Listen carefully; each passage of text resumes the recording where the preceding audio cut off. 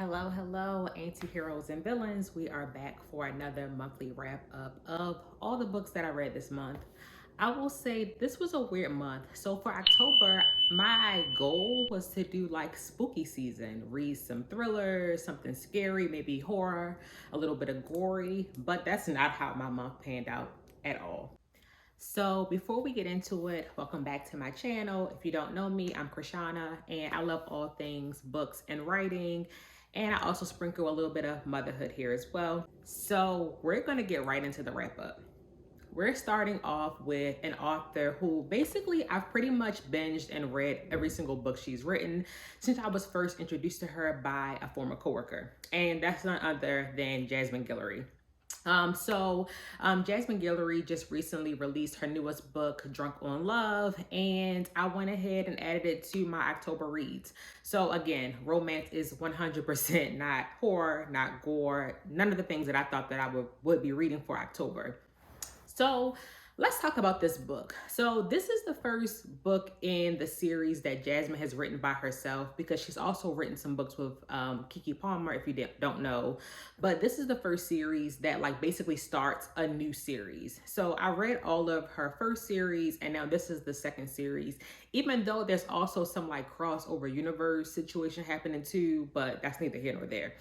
And so I will say that the thing about Jasmine Guillory is that you know that you're gonna get like a black main character, you know you're gonna get some romance, and you know you're gonna get a formula. And for me, the reason that I read these books is really just a little bit of a like palate cleanser. So if I want to read but don't know what I want to read, I know that the book is not going to piss me off and it's going to be like a generally fun, interesting little read. That's when I pick up a Jasmine Guillory book, because basically I know what to expect. There's always like some really good, colorful storytelling, just like we'll talk about when we get into this book. However, just for a second, just one, I need to rant just a little bit about these books. So my only like real main issue or like concern whenever I read Jasmine Guillory books, and I guess it's really with like the romance genre. I'm not sure I understand. Ooh, sorry y'all. And I guess it's really just with the romance genre like at large, but these main characters who are women who for whatever reason like are powerful in their jobs, but then like can't make decisions or are like scared to like tell people how they feel in their real life and in their personal life, that just gets under my skin. Like that's this like trope that pretty much runs throughout the thread of almost all Jasmine Guillory books that I just don't understand. And there's always like the love interest who's hiding something stupid. Like you could have just told them that. Like it was not that serious. And what I will say is, I guess for Jasmine Guillory's books, like she doesn't do trauma or like toxic relationships really, or like too much drama. So I will say that I guess this is her way of like adding some spice and intensity level into her stories without making people triggered. But it actually is triggering for me. I guess the way I operate in the world, like it's pretty consistent. If I am gonna have a big personality at work, I'm gonna have a big personality at home and in my personal life too. And I just like think that it's weird. Like I don't know. Does anybody else feel this way about romance in general or Jasmine Guillory books specifically? So I don't know. That's just a little thing that I'm gonna say on the side of this. But let's get into Drunk on Love. So the main character basically inherited a winery from her deceased uncle. Her brother basically was a wine grower and had already worked at the winery with the uncle. And when the uncle passed away, the uncle left the winery to both of them. And basically our main character is like feeling like, I guess like imposter syndrome around the fact that they had never worked at a winery before. So the brother is working like on the back end, actually growing all of the grapes and like turning the grapes into wine. And she's on the business side of everything because that's her background. And so basically like she ends up like being at a local bar where one of her friends works, and basically like it's kind of pushed by her friend to talk to this younger guy who's at the bar. He's new in town. He's only supposed to be in town for 1 month. So again, like compacted storyline. And basically a little romance ensues. And so essentially this guy decided to leave his big tech job because he was like experiencing a lot of racism at the job. So he quit and he moves back to his hometown because his best friend, who happens to be a woman, also broke up with her significant other and needs some help like moving her stuff back to their hometown. And so like the little weirdness of this trope is basically like this guy, even though he's had this like big tech career job, is scared to tell his mother that he quit his job. So basically he lies and says that he's there on sabbatical, and the mother assumes that sabbatical means that you finally decided to be with your childhood best friend and have a romantic relationship with them. And so basically now he's lying and telling his mother that he's with the childhood best friend, but he really wants to be with homegirl who works at the winery. And so the romance is cute, like it's fine. The lying part, hold on please. Y'all, does the doorbell stress y'all out too? It was just some groceries, but I don't know. I'm black and I don't answer doors when they ring and I don't know you coming. And so I was like, who is at my door? But the lying part of this, you know, storyline, I think definitely left room to be desired. But I will say their love interest storyline works. It was cute. I loved it. There was some like age difference, but it wasn't like too awkward. They didn't like lean into it too much to the point that it like annoyed me as a reader. But I would say, you know, for those who read Jasmine Guillory, like another book of hers that I'm sure you'll like. And if you've never read anything by Jasmine Guillory and you want something like a little bit more of a palate cleanser, like just something to read in between trying to figure out what you're reading next, then I would say probably pick this one up. I'm obviously having a theme here for cozy mysteries. And so the next book that I picked up was a book in a series that I've been reading for a while. So it's in the Tita Rosie's Kitchen series, and it was called Blackmail and Babinka, and it's by Mia Manasala. And I really liked the first two books in the series. And so I was like, okay, I got a third book. I'm going to keep reading. Now, warning. So right before I picked this book up, a friend of mine on Goodreads, who I really trust their reviews, I saw them comment and say that the book was decent, but it was really hard to follow all the characters this time. And so like this series already has like a lot of characters. Like there's like the main character who like was from this small town, moved to Chicago, decided they wanted to open up a restaurant, and then came back home after some stuff didn't work out. And so like that's the main character. Then there's like her homegirl and her homegirl's partner, who they all opened up a bakery or like a bakery, coffee shop, herbal store together. Then there's like her family, her aunt and her grandmother, who own a restaurant in the same shopping center. And then there's like the nosy aunties who like come back and forth. And then there's on that same shopping center, this guy she dates who's a dentist. 2,000 years later. And then there was another guy she was dating. And then there was like her cousin, and there's just like a lot of characters already. Like there's a lot of main characters who have been in both of the two series. So more than enough names for you to have to remember. Then they had the nerve to introduce new characters. And so I would agree that it was a lot to keep up with. And if you skip this one, I would not be mad at you.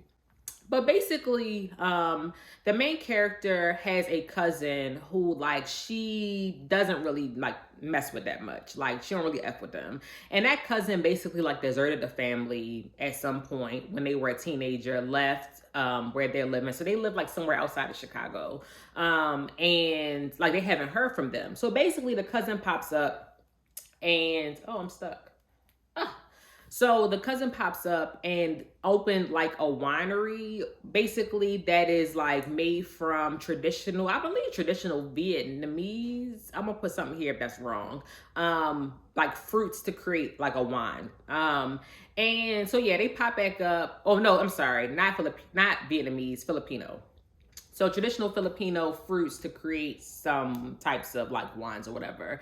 And so this like cousin has business partners. So there's like a couple, and then of that couple, the wife, or like I guess the fiance of the couple, has stepkids from a previous relationship. So like there's just a lot of characters and names of people that we've never heard of before. And it's like, okay, is this the sister or is this the cousin? Like it's too many people.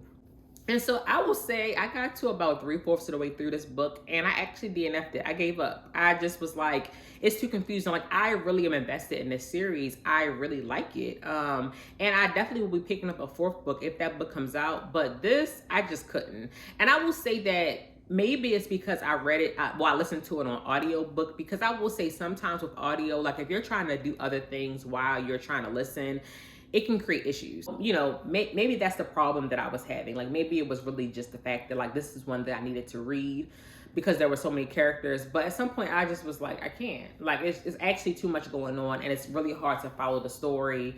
And like, okay, so for example, I also think when like stuff happens that doesn't make sense. So like the main character and her aunt bought food over to a little get together that the cousin was having with his business partners. Everybody eats, and basically his business partner's wife goes ill and basically dies from alcohol poisoning. And so they don't know if she died because of like the alcohol that they served or like the food or what. Like they don't know what happened. And so like a day after sis dies, they're at karaoke singing, like everybody at karaoke. And I definitely get like sometimes you have to laugh to keep from crying, and you definitely need to like have some happiness even while you're going through something traumatic and sad. But it was just like weird, like this man just lost his life and now y'all are pressuring him to get up and sing some like random song at a karaoke bar. Like I don't know, at that point I was just like, what is happening here? And it wasn't like that scene was short. Like that scene was droning on and on and on, and so it was a no for me. This one was a DNF. What I will say is I 100% think that you should read the first and the second book in this series. Definitely worth picking up. If sis decides to put out a fourth book, I would probably pick that one up. But this third one, like, I'm probably not going to read that one again.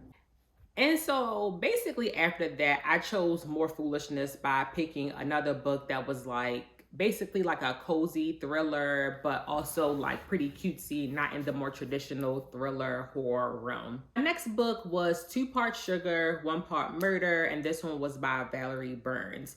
So the premise of this book started out good, and so we're just gonna get into it. So basically, there's a young woman who mother passed away when she was really, really young, and she was raised by her dad, who's in the military. And so she moved around a lot and was a military brat. Her mother, who passed away, basically had a aunt, so her great aunt, who like was really close to her mom and basically continued to check up on her through her dad. But the main character never met the great aunt. And so the great aunt passes away and in her will leaves her bakery to the main character. And so the main character basically like takes all her stuff and shuttles herself up to like, I don't know, New England or somewhere up north where there ain't a lot of black people, travels herself up there and like opens up the bakery there, only to like basically start having a series of murders on her property. And like, I don't know, this book had a lot of promise. So there was like definitely several love interests for her. The tons of people in the town were trying to buy the bakery from her also. So like basically like the land that the bakery was on, and I also believe the land that her great aunt's like house was sitting on was land that like real estate developers wanted to buy, because I believe it all faced a lake or like some like major water source, and they wanted to turn it into like waterfront properties, condos, etc. And so you got these guys scheming and getting mad with her because she doesn't want to sell this piece of property. But also in the aunt's will, she can't sell it for at least the first year anyway. So it's like, sis just gets to town and you got people like getting into conflict with her, knowing that she can't sell the property. And they're like, but we can find a loophole, we can make it work. And it's like, why don't you just wait the year? Like what is actually the rush? Like you already were waiting all this time for this property. And then you have this other guy who's like faking like he's interested in her because he also wants the property. And then like actual love interest. She's also trying to figure out who to trust because she starts to see these videotapes all around from her great aunt, basically like, you know, giving her little clues about some of the things that her great aunt thinks is happening in and around this place. Her great aunt starts to allude to the fact that some people are murdering people to basically get this waterfront property. So like, you know, that's happening here. The thing that I think like really irked me the most about this book, and I think is what I would call like the little warning here, is like there's a lot of ableist language. So basically, like the people in the town kind of allude to the fact that the great aunt maybe was like, you know,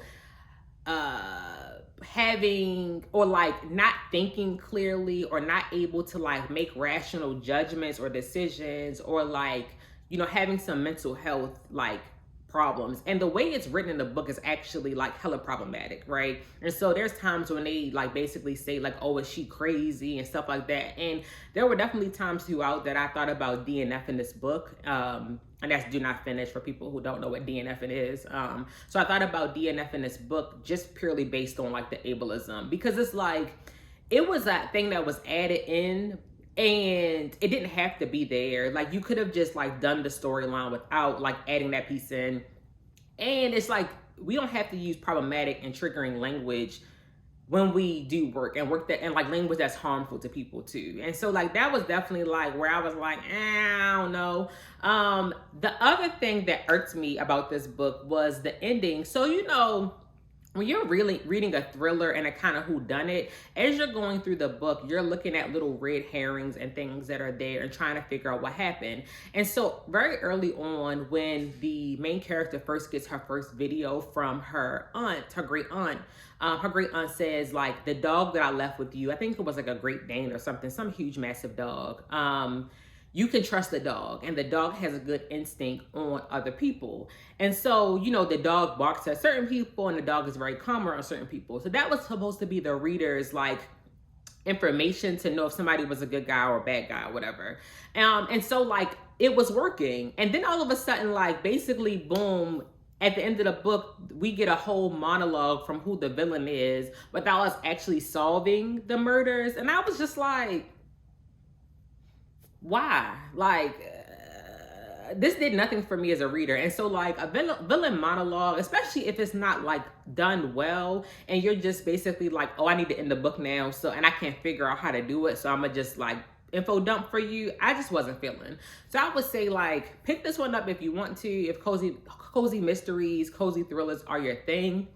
But like, I don't know if I would consider it a mystery or a thriller because nobody solved anything. I digress. This last book that I read actually was not a book, but is a series, a graphic novel series. So I have volume 1 as well as volume 2 for this. So this is the Skyward series. It is by Brandon Henderson. And essentially in this world, gravity one day just up and disappears. So we meet this this man and his wife, and they're like going about their day.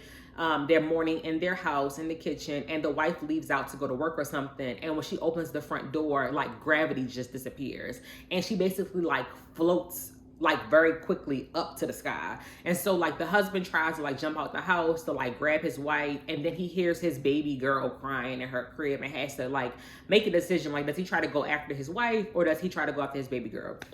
So unfortunately his wife does not make it. And then we fast forward to the future where now his daughter is like maybe 18 or 21 or something like that.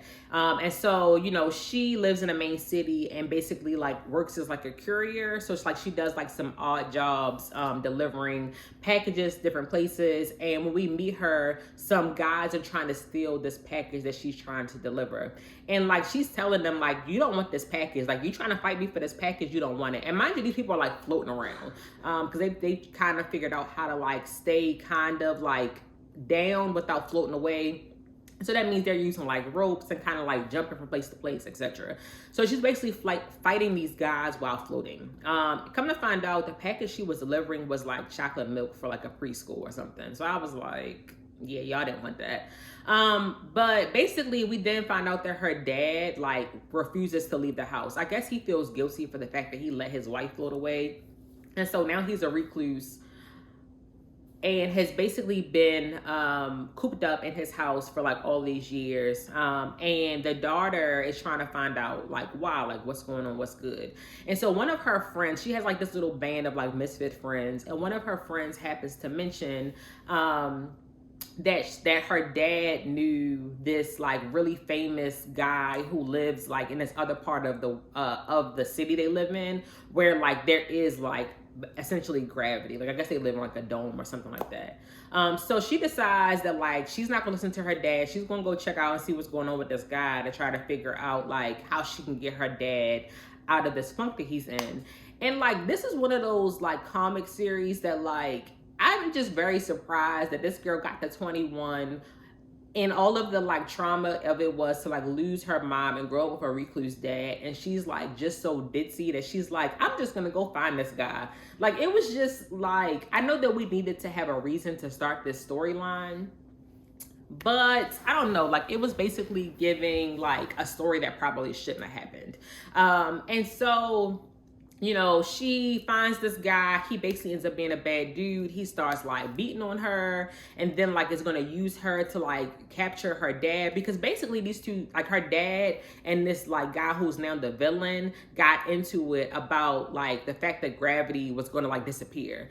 So her dad was basically like a scientist or engineer or something, and he had pre-predicted that they were gonna lose gravity. And so like he had started doing work to stop it from happening or to be able to reverse it. And so his homeboy, who's now the villain, basically was like, nah, I'm a capitalist and I can capitalize off of the situation. And so like, you gotta let this happen. And even if people die in the meantime, like this has to happen. So basically the villain is trying to now kill and go after her dad, because he's like, I know you have the solution to solving the gravity problem, and I've made too much money off of like the fact that gravity is gone. So for example, like in this little society where he, like this little dome or whatever where he lives, where there it's like fake gravity, like people have like gravity shoes that allows them to walk on the ground and all this stuff. And so like the book was fine, or the graphic novel was fine. My honestly main issue with this graphic novel series is, so I have been looking for graphic novels with Black main characters, and I have a little collection that I am starting, and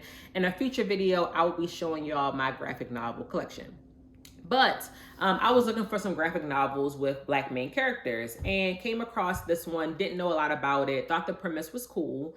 And so I decided to purchase it. And so I think the place that I was like most confused about it was that the main character is Black, but like there's no reference or like meaning behind her being Black. Like she could have been any race. And so that just goes to show when like a writer of something isn't Black, because the main writer of this is a white dude, and they're just like capitalizing on the fact that like they want to create a Black character without actually understanding Black culture or being able to effectively add in anything Black there.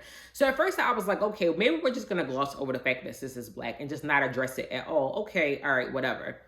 But then when she meets the villain and she escapes him, like the villain says like, oh, it's a Black woman, she's 5 foot, whatever, blah, blah, blah. So like, okay, people in this society obviously realize this is Black. So like, I don't know, it was just weird. Like, and the other thing about it is that all of her band of misfit friends are like not Black. Like nobody else in the book or the characters are Black but her. And so like she lives in a major city. And so like you're telling me that a Black girl with a Black dad lives in a major city and is pretty like, middle class, and now like kind of impoverished because she doesn't live in this dome and she don't know no other Black people. Like it's just giving like foolishness, and it's giving like I want to capitalize off Blackness without like actually putting any effort into writing a character that is multifaceted and having nuance in my character. And by Black, I don't mean adding in like struggle and plight. Like that's not what I mean at all. But what I do mean by that is like there's nothing included that explains how she lives and operates in the world as a Black person, right? And so like that could be like in the music, in the food, in the like way she talks, in her mannerisms, and in like any piece fast in her interests, like none of it. And then the fact that like none of her friends are Black, like it's just giving unbelievable, honestly. So I obviously purchased 2 volumes. I finished both of them. I think the storyline is like decent. It's like, a pretty fast paced comic, which I love, because I have some other comics that I think are like way too slow, and the pacing is off. But this one is like pretty good. Like it moves through the volumes quickly. And I was able to breeze through these 2 volumes. And I have other comics, other graphic novels where like I'm still on volume 1 and I'm like, something gonna happen here, like what's good.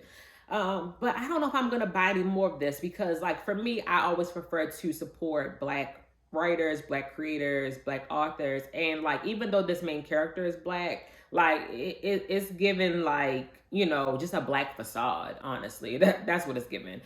So I don't think I would recommend this unless you just really think the premise is cool and want something to check out. You can find the first volume of this for free online, I think on the website. So I would say like read the first volume first and see if it resonates with you. And then if it does, maybe then consider purchasing it. But I wouldn't just like pick this one up. No. So that's basically it for my October wrap up. I told y'all I didn't really get a chance to like really read anything that was like too spooky or horror. It was like a pretty okay, mediocre, bland reading month this month. For November, I will not be reading any new books in November. Unfortunately, I am in the middle of NaNoWriMo, which means that I'm trying to write 50,000 words in just 1 month. And yeah, I don't have any like brain space or capacity for anybody's creativity other than my own right now. So I'm not reading anything right now. But this month, what I am going to be probably going to be showing you is my graphic novel collection and then some books for kids that you can check out as well. But as always, please subscribe to my channel. Y'all, I don't want you to miss out on any of these videos. I want to make sure that when I post, you can come watch and be a part of the community. So takes a second right now. It takes 1 second. Scroll down, click the subscribe button so you don't miss anything. Make sure you like the video. And if you're interested in reading any of these books, comment down below, like which ones are you feeling? Which ones are you not feeling? And if there are any specific genres that you wish that I reviewed or read more, like let me know too. So anyway, thank you so much for watching. Please hit the like button and share this video with a friend. Peace.